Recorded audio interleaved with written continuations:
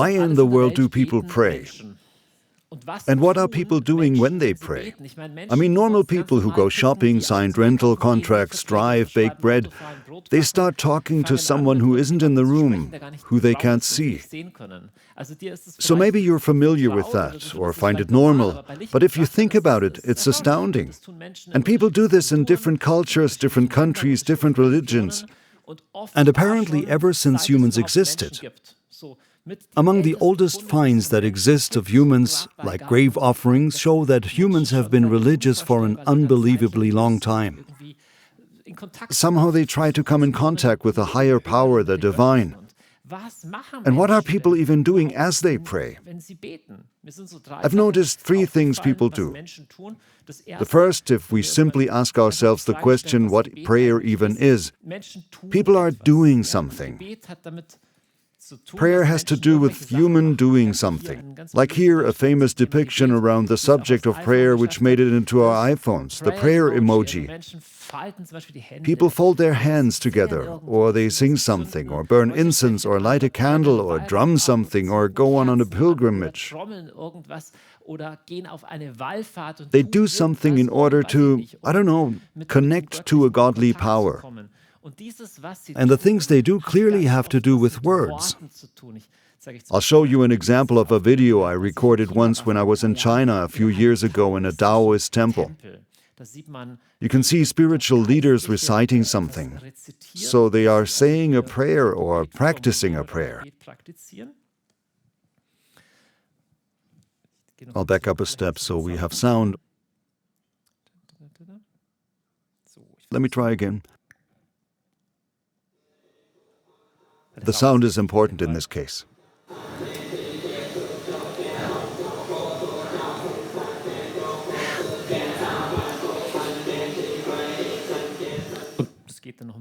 It continues a bit in this way. Clearly, prayer has something to do with words. Famously, of course, in Judaism. They put words so much at the center that they pray the whole scripture, holy words, the Psalms. So prayer has something to do with people doing things, very often saying words. They say words. It could also be different, but apparently humans pray like this. And then there's a third form. Somehow it has to do with the inner world. Prayer can also be still. Prayer can be inner thinking, an inner meditation, a resting, an inner act to concentrate on something inside or focus on it. I'll call it meditation or concentrating. Meditation. And you could say, how do humans pray?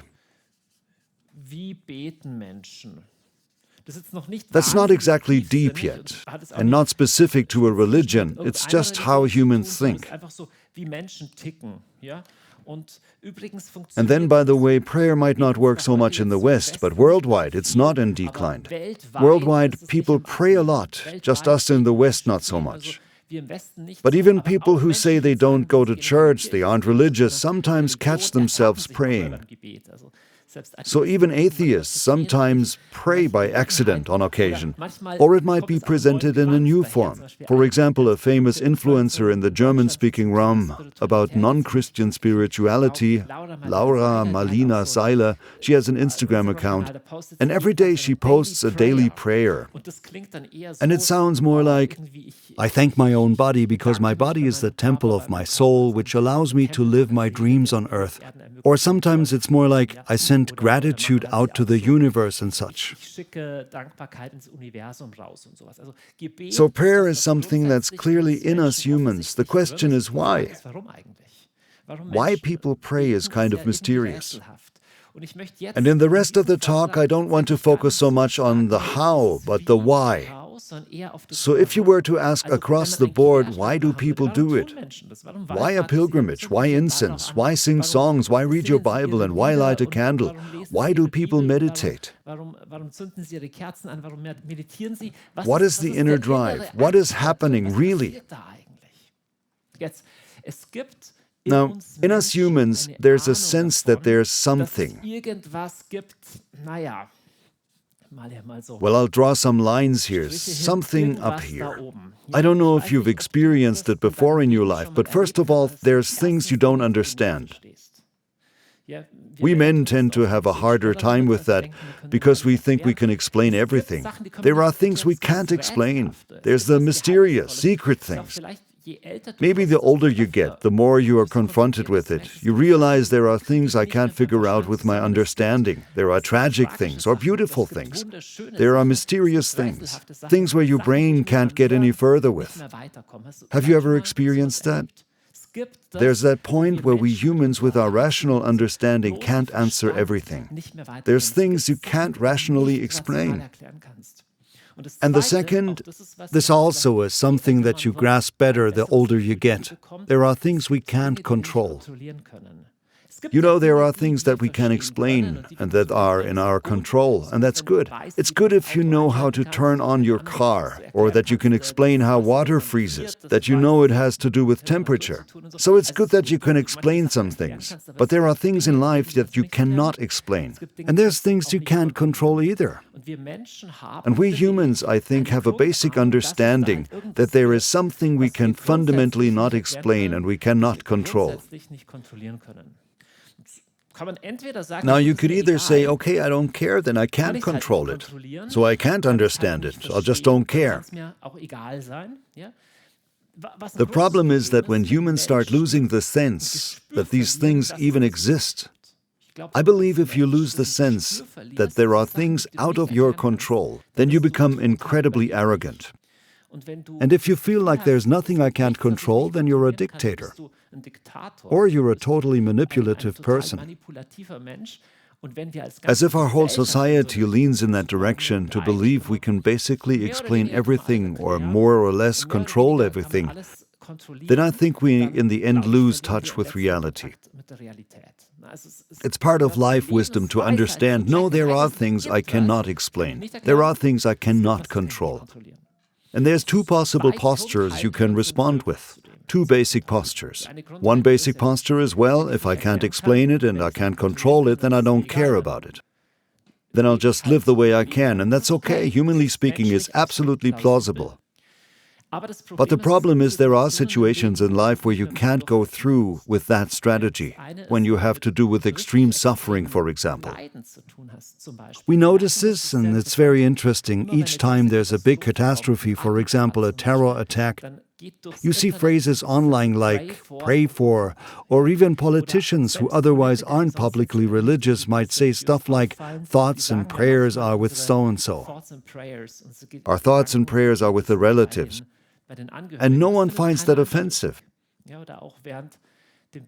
Or also, at the beginning of the COVID pandemic, you could measure statistically how often the word prayer was searched on Google. It shot up real fast. So when we have to do with deep pain, with things we can't control or understand, then it becomes harder to say, I don't care. So what if there's something out there? And the second situation where it's hard to do this is when you have a crisis of purpose. So the question, what do I really want to live for? I personally may not have had a deep crisis as a teenager, but I want to tell you an interesting story. On the outside, it's not incredibly interesting, but on the inside, it was very important for me. I had a phase as a teenager where faith and such didn't mean much to me. And as a teen, the way you do, I sort of lived without direction. But I always had a creative vein, and I started to one day play around with graffiti. I wasn't a sprayer or anything, but I thought, wouldn't it be cool if there was a huge wall in the city where I could paint my slogan? With that thing, I always wanted to slap that on 400 square meters in all sorts of colors. And I imagined it. And eventually realized I wouldn't actually know what I would write. So I somehow liked the idea of painting something, but I didn't have a message for which I would become famous or which I wanted to carry to the world. But in us humans, there's a desire that our life is about more than ourselves.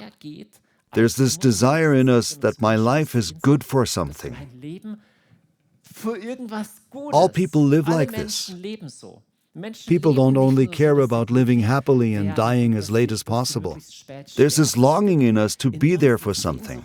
Me and my wife are currently watching the slightly questionable film The Wolf of Wall Street. I don't know if you've seen it with Leonardo DiCaprio, about this guy who only wants to be rich and make money at Wall Street. And as you watch it, it almost physically hurts because you think he's crazy, because he only lives to make more money. So deep down you sense that can't be everything. You somehow want to do something meaningful with your life. And the things I just talked about, I'll summarize them under 2 desires. We humans, among other things, have 2 basic desires that have to do with what we can't explain and what we can't control. The one desire is, it would be so great if that, which we cannot explain and what we cannot control, if it would respond to us. For example, the universe. If I can send a wish out and the universe sends something back, that would be wonderful. Or if I was feeling really bad, if I could call for help and someone would hear me, if an echo would come, if someone else would see me. That's a basic desire to be held, blessed, heard. We humans have that. The second desire, that's what I meant with, I wish I could paint a big slogan on a wall somewhere. The second desire might not be as familiar to you intuitively, but it's the desire to dedicate my life to something bigger. We have a desire to give our lives to something. We have earlier, when I asked the questions, how do people pray, we mentioned this first point, we do something. People do something, for example, light a candle or sing a song when they pray. And one of the oldest forms of prayer, what people in human history do, is to sacrifice something. It's an idea that is unfamiliar to us in the West today. You see it, for example, when you travel to Asia. There it's typical to see in front of a Buddha statue, or in Hinduism another idol, that they lay down flowers or oil or incense as an offering. And the idea behind it is something from my life, for example, the fruit of my crops. If I'm a farmer, that I would take some of that and sacrifice it. That is, give it as a sign that I actually want to give my life back.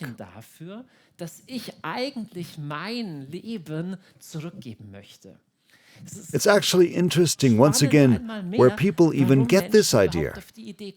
And I think it has to do with the desire I want to dedicate my life to something greater. I want that my life is laid down for something up there.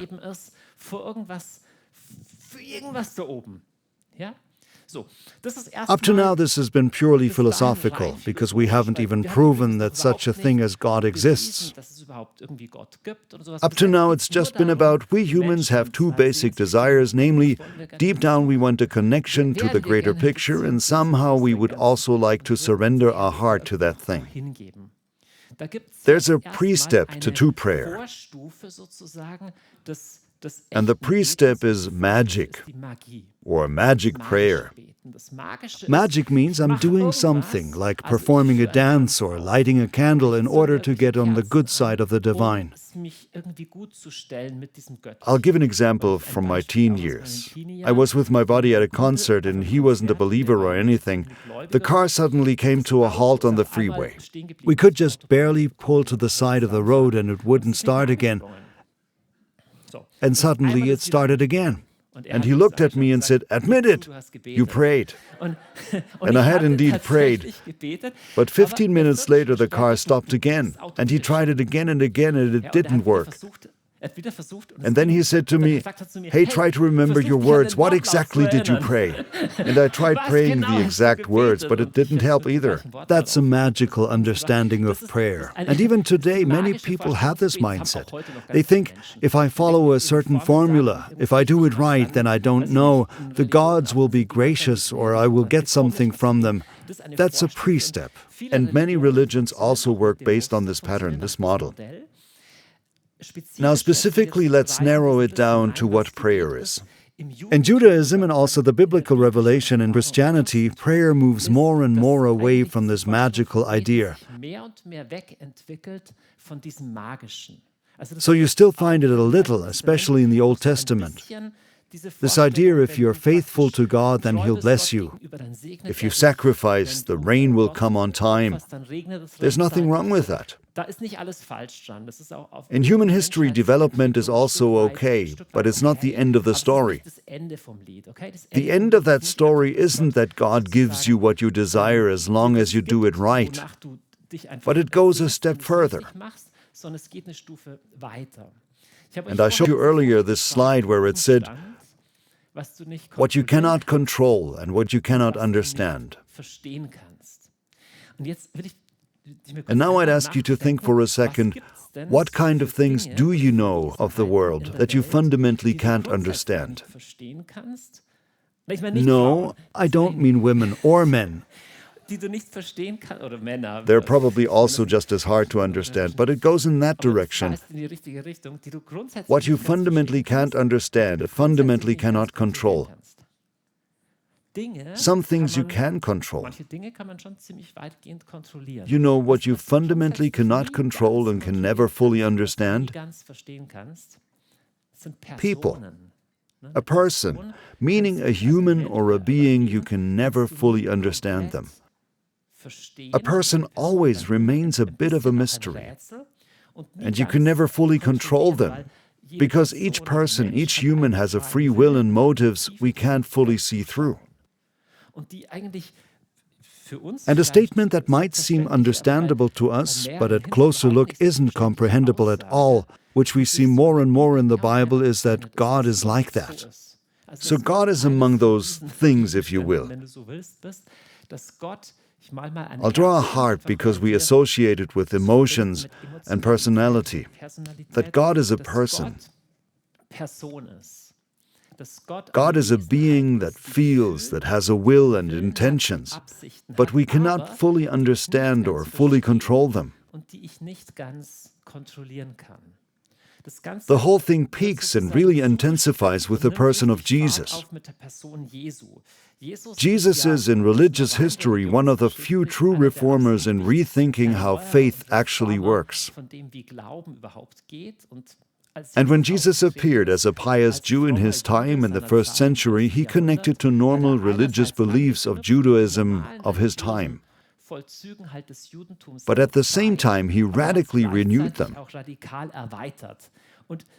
And in the following, I would like to show you 3 pictures for what prayer is. And we'll draw them here too. 3 images which we see in the New Testament, so the part of the Bible that begins with Jesus' appearance. And from that, we will try to piece together definitions on what prayer is. And maybe it'll become more clear. And I'd like to say, it's not so much about the form, because you can figure the form out yourself. There isn't a right form how you pray, but it's more about the inner posture. What is a person doing when they pray? What is actually happening? So the first thing Jesus ever says about prayer is already kind of strange. It's when his disciples come to him. They are pious Jews. And the disciples ask him a question. And they ask him, Jesus, how do you pray? Teach us how to pray. And Jesus answers in Matthew 6, when you pray, it's first of all important you don't do it like the hypocrites. They think they need everyone to see them praying. Instead, you should go in your room, so to a hidden place. And your Father who sees the hidden things will reward you.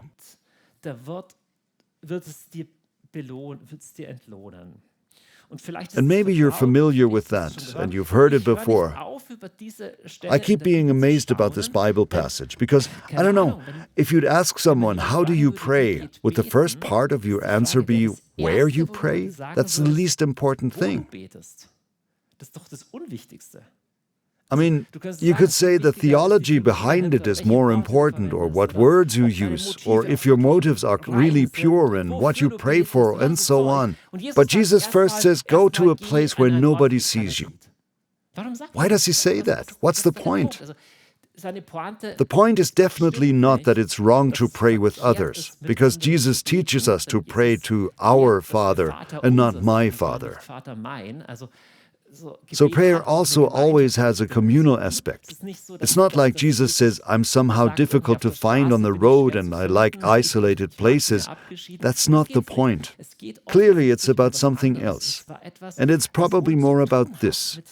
If you look at the second half of the verse, this is the Father sees. So I'll draw a house to represent the inner place. He says we should go to a secret place, and in the secret place you meet the Father who sees you.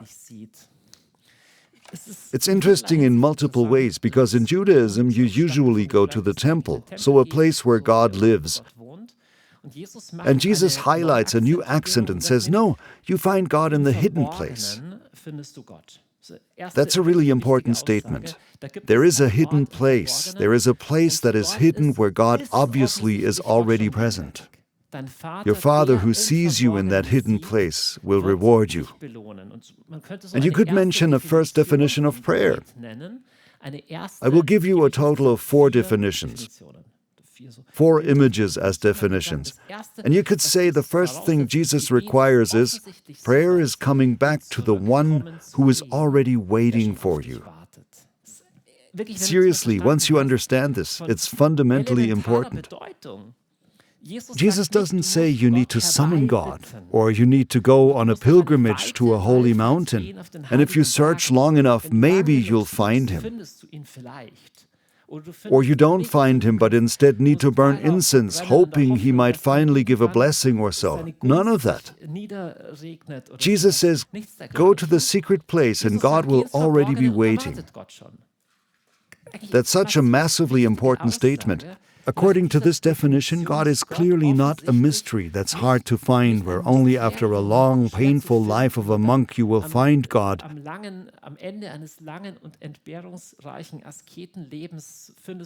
And He says all you really have to do is,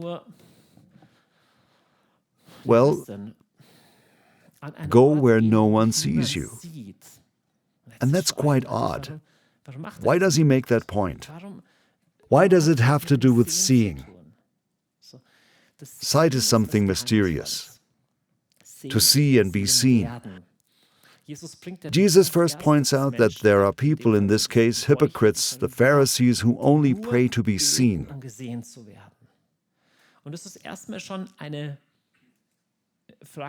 And it brings up a question you can ask yourself. What do you do in order to be seen? What do you do to be noticed? There's entire industries based only on the fact that we want to be seen. I don't exactly drive a fancy car, more like a family van. But I once rode along with a friend who drove an impressive car, and now I know why people spend so much money on that. The reason isn't because it drives so fast. Rather, we rolled out of the gas station. It's a car with wing doors. And I got out like this. I got out, and people looked at me like, aha.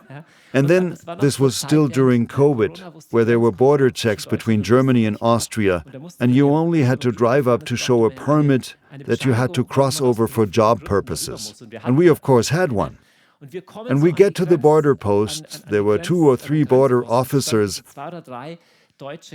We had our papers ready and rolled down our window, and the officer said, "What a cool car."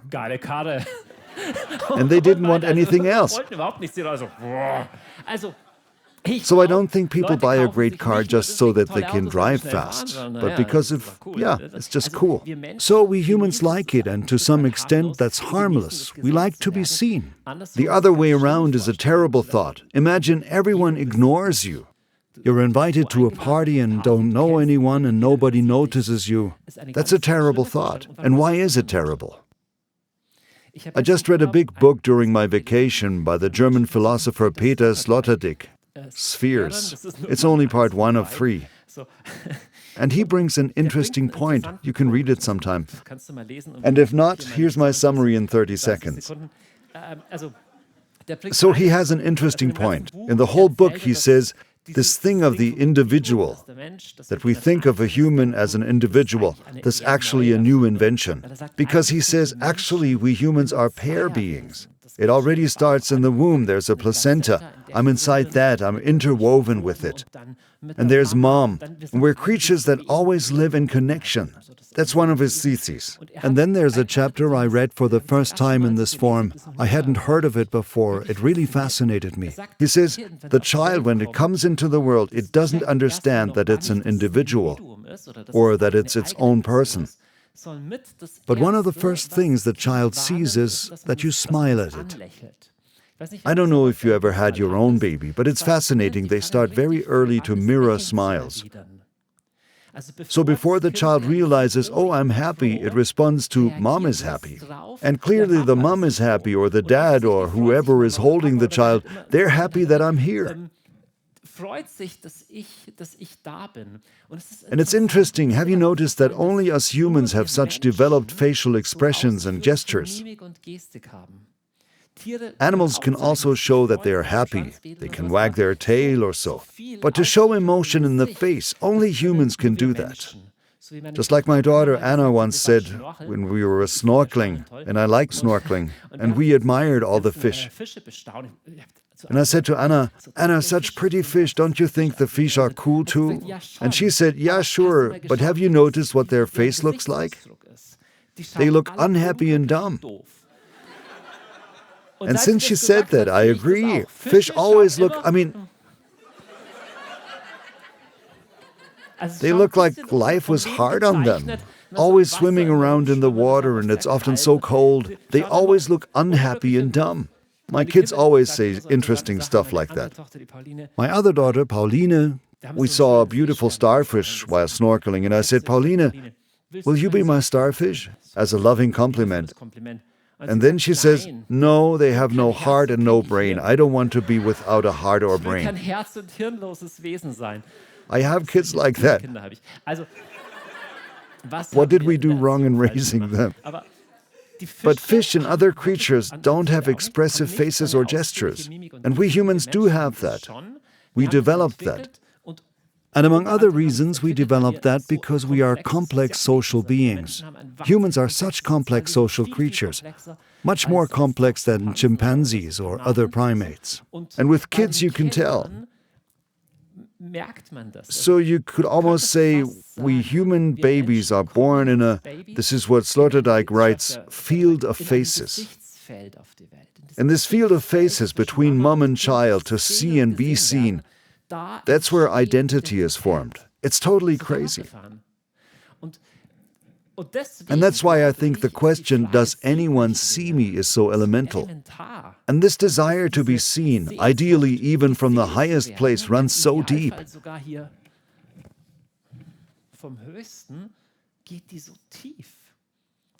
Because if you picture a person,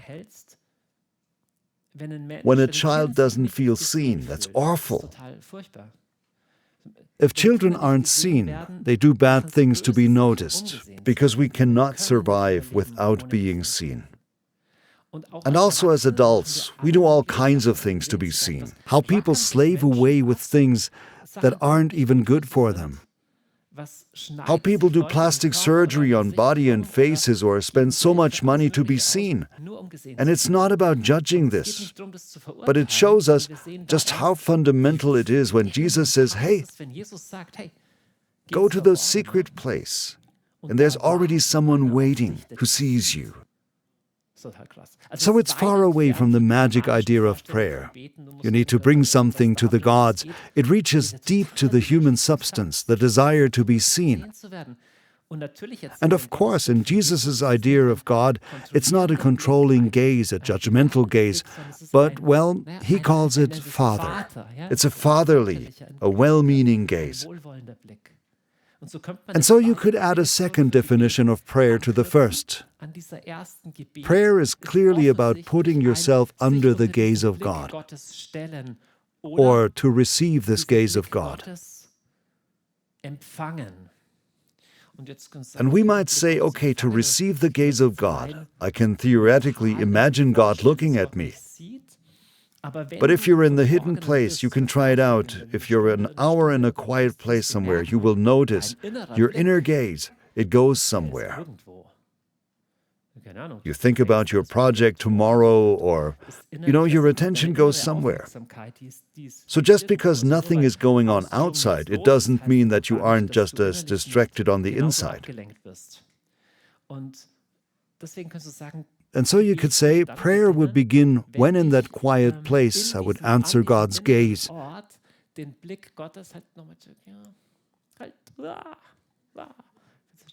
Wenn ich an diesem inneren Ort den Blick Gottes erwidern würde. Ja? Du kannst dir halt zurück. So, noch eins. So, jetzt oder. Genau.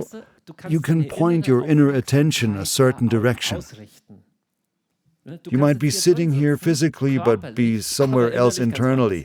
And maybe that's just the case and isn't so bad.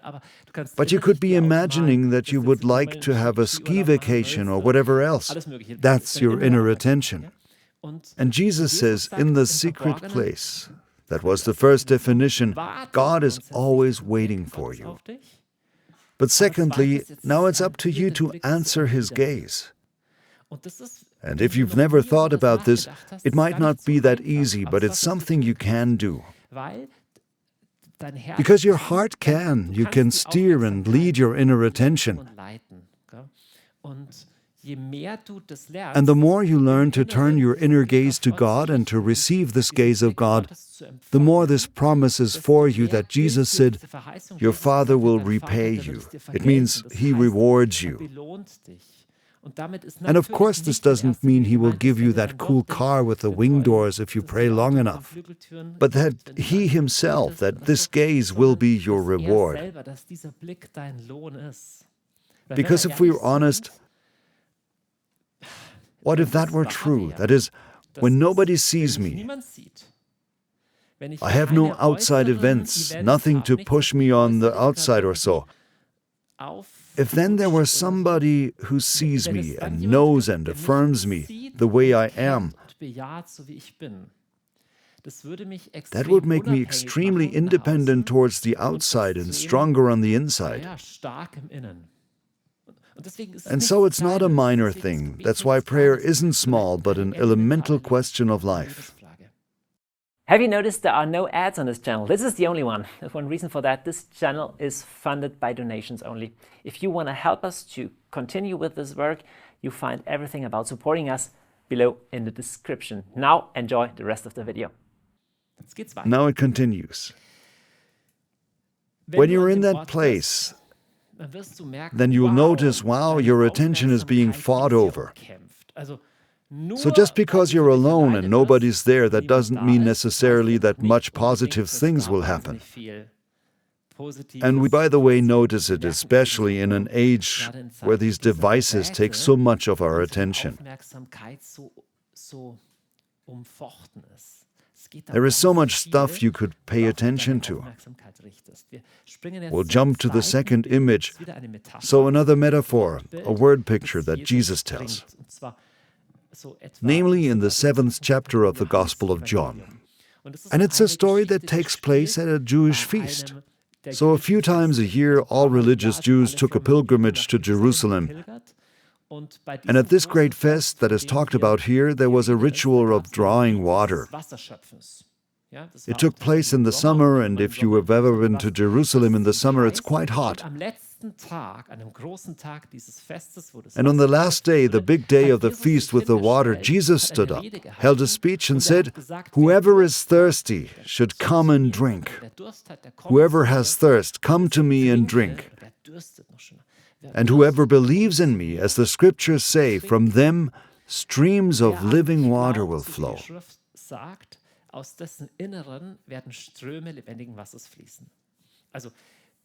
So this picture points again to the inner world. And it takes it further. Not only does God see you on the inside, but He says, from this inner place, streams of living water will flow.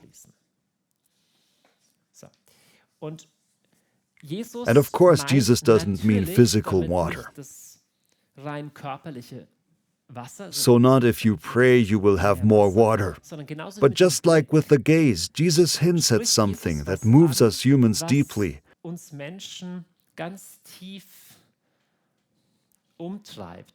And if I were to ask you, what do you thirst for? What do you thirst for apart from water?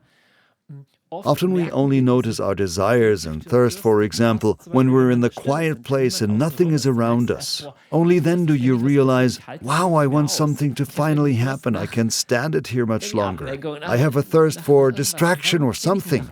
And why do I desire distraction? Well, because when I'm among other people, then I'm very busy and I have friends or so. And we notice our heart really thirsts. Our heart has desires. That's how our hearts are.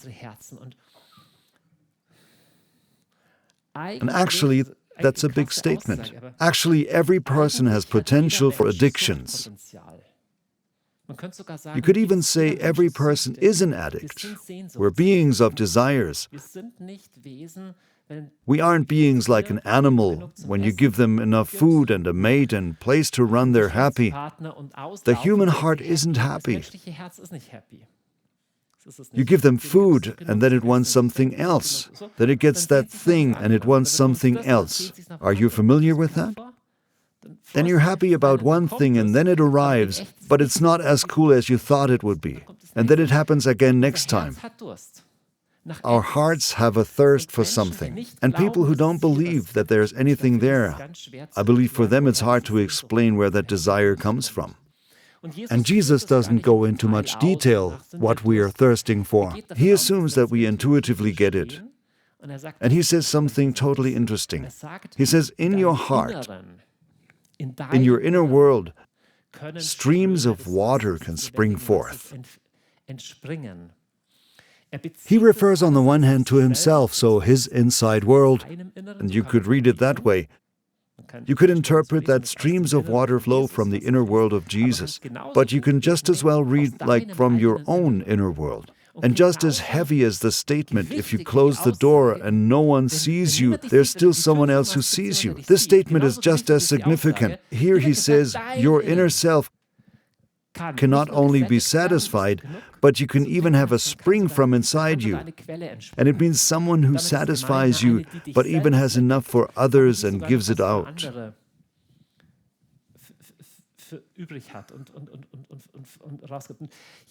Jesus actually paints a picture of a life opposite from addiction. An addicted life says, where's a well I can tap into? I need something. Be it a substance or a kick or another relationship, but it's never enough. And my partner, I want to squeeze them out, but I don't have enough from them. There's never enough. Or I need more success, and then I'm there and it's not enough all over again. The addicted life is searching, and such is our heart. That's what we humans are like. It's our nature. And Jesus shows a different model. I'd call it the satisfied, rich life. It's actually crazy that he says there can be a spring inside of you. So not only will you not lack anything, but even that something flows out of you. And if you look at your own heart, then you might think, okay, it's not always like that for me. And that's why Jesus connects it to a condition. And here we leave what, so far a lot of this might apply to human life in general, or thinking about it, spiritual or practical stuff. But here he gets specific, where Jesus says, no, it has to do with you believing in me. So Jesus says of himself, if I understand correctly, this heart spring, it only starts overflowing if you go through me. It seems to almost be something only Jesus can unlock. So I'll draw this a little further. It's a little like, obviously something needs to flow from up here so I can get connected to this fountain. And from this we could again come to another definition of prayer. You could say, if we understand Jesus correctly, then prayer means to drink from the fountain that springs up from your inside. And I want to be very, very clear here, or to take Jesus by his word here. If you say, yes, I believe in Jesus, I'm someone who walks with Jesus, then you have this fountain inside of you. But just like with putting your life under the gaze of God, where you have responsibility to come under that gaze and answer it, in the same way you have responsibility to go to the fountain and drink from it. And it doesn't happen automatically. It's not automatic. Because we don't only have that, but we have other addicted patterns in us. They say, no, only when I have this and that, only if I get to this place, only if I also have my chocolate and watch my movies and whatever else, and all that. Side note, it's okay to some extent. But if it becomes your strategy to quench your inner thirst, then it becomes an addiction. It gets weird. And then your greed grows bigger, but the hunger and thirst also gets bigger. You probably know this. The other way around, the more you come back to the place, the more this water starts to flow. If this is all too metaphorical for you and too many pictures, again, whether you say, hey, I'll sing songs, go on a pilgrimage, I'll read my Bible and meditate, whatever form of prayer you choose is up to you. But the inner posture we're talking about is the inner attitude. It's these acts always come back to this inner world under the gaze of God. Or that I would be filled anew from this fountain that flows. That's the inner act it's about.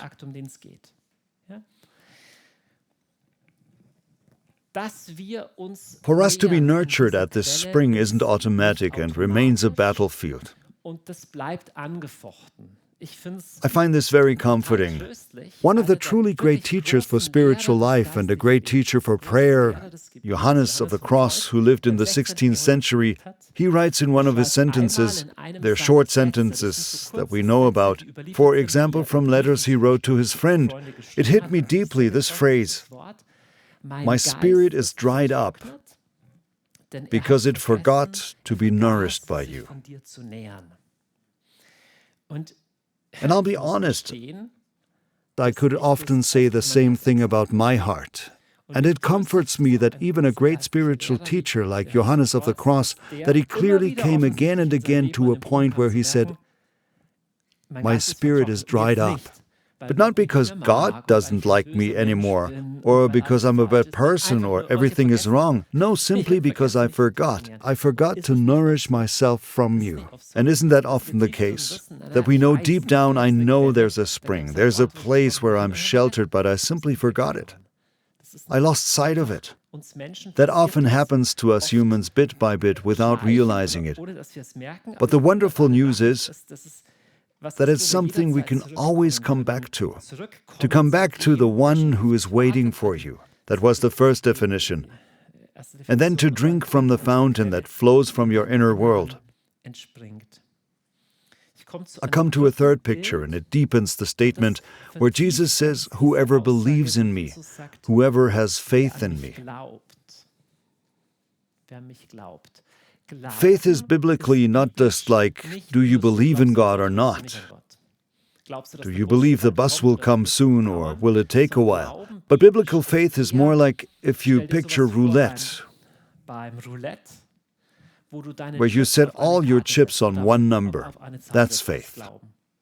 So I basically set all my trust in something. I put all on the 12 or all on the 2 or on uneven numbers. That's faith. Like I bet on it. Because in the end there is no proof. God isn't one of those things you can control or completely explain. Faith still has a risk attached to it. And Jesus says, no, set everything on my card. Put all your chips over here. That's faith. And he says, if you do that, something categorically different will happen with your heart. And now the third and final picture I want to show you is this one that touches the deepest on what it means, setting everything on one card. And for that we'll jump to the last book of the Bible. It's a bit mysterious, called the Revelations of John. Today you might put it in the genre of fantasy. So it's a vision that John has on the island of Patmos. And he sees the heavens opened and sees this vision up there. And the first thing he sees is that there is a throne up in heaven. We don't have much to do with thrones these days because we don't have a king. Augsburg does have a king, though. I don't know if you knew. He recently turned 70. So he says, I saw a throne, and on that throne sat a person. So this is supposed to be a throne. And John sees an incredibly rich throne. You could say the throne of the universe. John sees that the universe isn't just a mess, somehow all just chaos. But he sees, no, someone created this universe, and he holds it in his hands. And on the throne sits not just a cosmic power to answer my wishes at best, but a person, not a human person. God isn't a human. But we are persons only because God is already a person. God is in fact more than a person. But he sits on the throne. And now he describes something really interesting, namely, he sees that there are 24 elders around the throne. But these are clearly humans. You can't tell who exactly they are, but they are there. And they all wear golden crowns of victory. Today you would say golden crowns. Back then in the Roman Empire, the Caesars had golden victory crowns. These crowns came much later, the ones we think of. So here it's victory crowns. It's really interesting what it says here, what they do with it in this scene, the heavenly throne room. Here it says, thus the 24 elders will fall down before the one who sits on the throne and worship him who lives in all eternity. And they will lay down their crowns before the throne and say, you are worthy, our Lord and God. Let's unpack that for a moment. The first thing that's interesting is these people, these 24 people, are wearing crowns in their own right.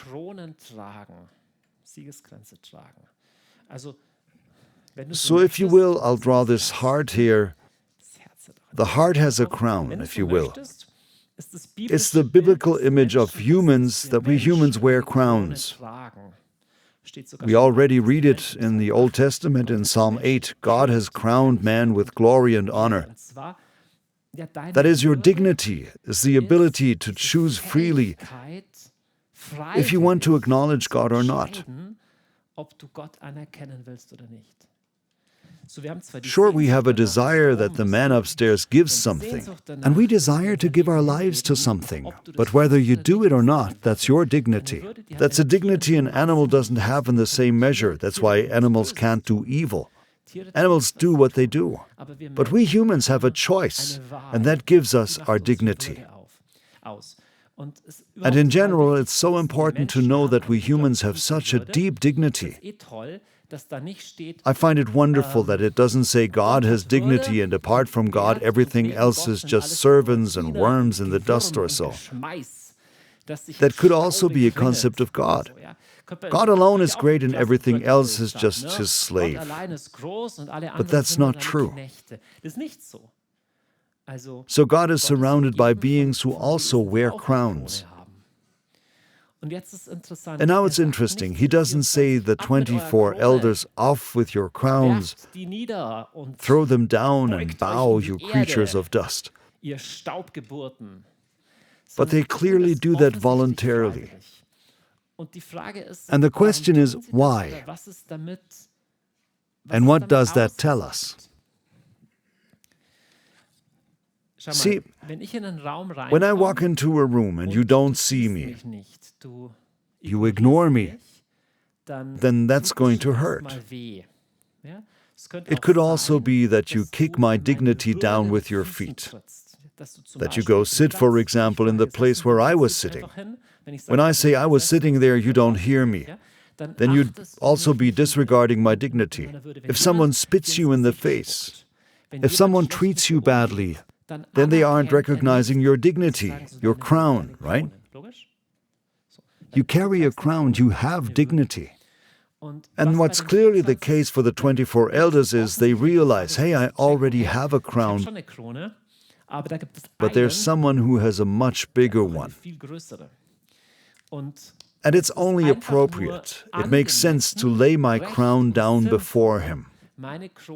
See, to recognize that someone is greater than you is simply smart in all areas. If you are an athlete and know that the other guy is much better athlete, it's not cool to say, but I'm greater.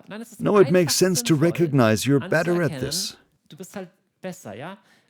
So it won't help to pretend to be buddies. We're all the same level. Because as someone once said, those who want to pat on the shoulders but only reach the thigh might as well kiss the feet. And today we're more like, we emphasize strongly God is our friend and God is nice and so on. Yes, that's true. But notice the size difference. So you're a creature. You live 70, 80, 90 years. You're somewhere between 50 and 150 kilograms, and maybe between half a meter and 2 meters 10 long, and whatever. That's you. And if it's hot, you sweat, and if it's too cold, you freeze. And if you don't get water a few days, you die. And if you don't get oxygen in a few minutes, you die too. And then there's the universe. The universe is already incredibly large, and when we're talking about God, He's the one who created that universe and put natural laws in place. Okay, those are the size proportions. That's why it's not just about God, your buddy. Put that away. You can be totally glad that God is love and that He's good, but stop with this, we're at the same level. Yeah, that's just nonsense. So just thinking for a second what it means when we actually say casually God is eternal.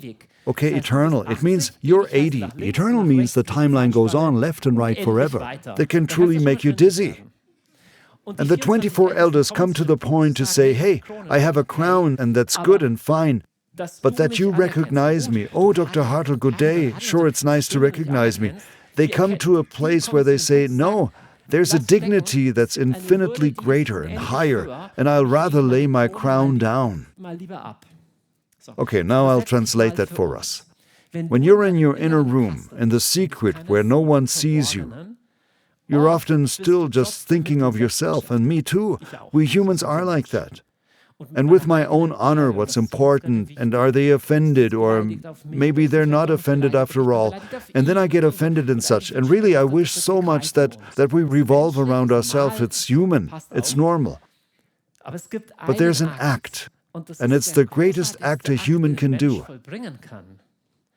It's already incredible when a person can honor another person. That's such a beautiful thing. When a person says, you know, it's not about me right now, but I'm looking at you. I'm all ears, I'll listen to you, I'm willing to serve you. That's incredible.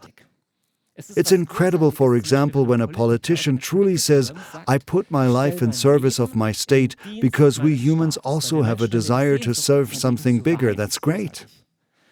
But even a state isn't the greatest thing. A family, a company are also not the greatest. The greatest act a human can do is to truly lay their crown down before God. That's the greatest act.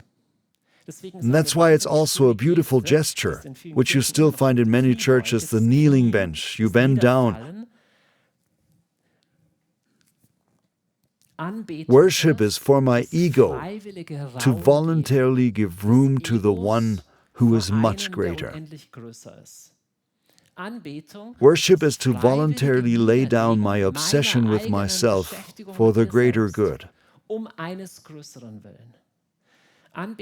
Worship is to let go of circling around myself in order to make myself available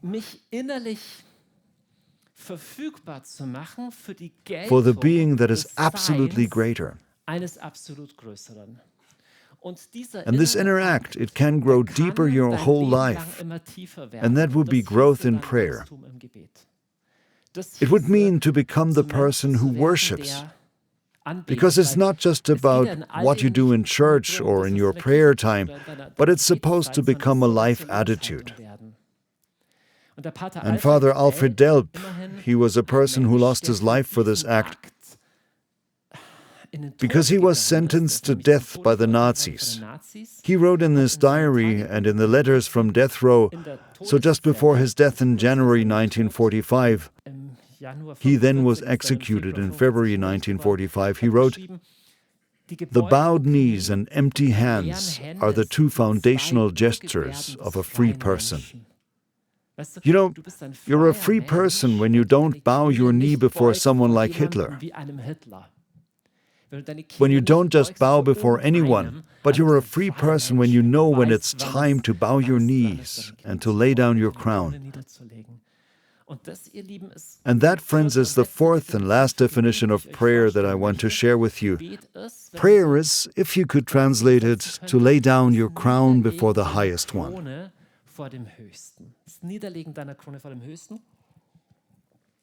And in different phases of life, the crown will be something different. And it sometimes won't be so easy, where you think that crown, I wanted it so much. And it was my thought for it to be this way, or that was my job, that was all I had, or all I had was this relationship and now it's breaking away, or whatever it is.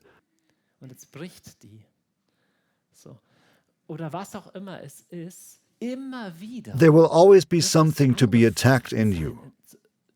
Are you ready to lay down this crown over and over? But the deeper you perform this act, the deeper your freedom as a created being becomes. And the more water will flow, because in the end, all the images come together. Towards the end of the Revelations of John, we read that waters of life flow from the throne of the Lamb down into the whole world. And we also read that before the throne of the Lamb, there are four creatures covered with eyes all around. You could ask, why do they need so many eyes? The simple answer is, when you're before the throne of God, you don't need to say anything smart, or do a handstand, or don't need to write cool books. It's enough when you have eyes to see. And you look at Him, and He looks at you. And that's also the place where these crowns are laid down. In this worship scene in Revelations, it finally all comes together. And if you think through, then prayer isn't just an important act that makes sense, but also somehow the most beautiful act. And I know I haven't actually explained too much how to actually pray, but I trust that you are able to think based on these images about a form to pray where you can try this attitude. Be it still prayer or worship music or whatever form. The point is for you to grow in this inner posture. Last point. We people pray, I think, simply because we have these two inner desires. We have the desire first to be seen by the greater whole. Second, to give our lives to something greater, the greater good. And if you don't believe in God, then this question about longing sort of is floating round. Because you say, strange that we humans desire this, but why? C.S. Lewis said once, if we have a longing in our heart and nothing in this world can fill that longing, then it's a sure sign that we aren't created for this world. And there is some truth to that. There's something in the human heart that can't be satisfied by anything in this world. No Ferrari, no pretty girl or two pretty girls, and not even three, or success, not even the lovely grandkids who never come to visit, or maybe come sometimes, or whatever. Our hearts are full of desires. We are beings of desire. And that's either an evil joke of the universe that we are like this, someone did me dirty about this, or this desire points to something. And we humans wouldn't be thirsty if water didn't exist. Makes no sense. Nature didn't put desires in the human body without having a match for it. Why should the soul and the mind be that way? It even goes much deeper.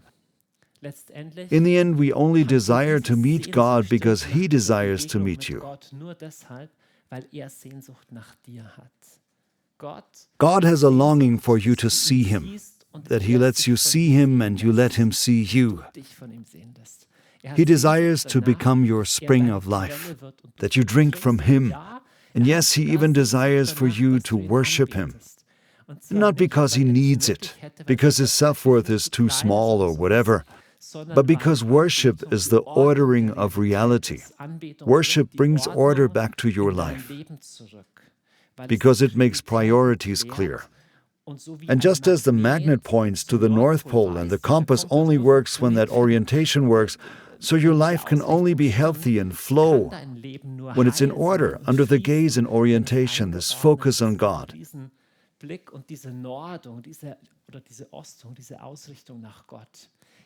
He Himself longs for you. My wish for you is that you enter the school of prayer. I've prayed already for several years now, since I started as a teenager. I still feel like I'm at the beginning because it's a journey. It's not something you check off your list. It's nothing magical either, do something to get something. It's a school of setting your focus on God, a school of human being, a school of becoming whole, and in the end, a school of love. And I invite you to enter this school. Take the hands of Jesus, who was the greatest praying person of all, and who desires to meet you in this place on the inside of you.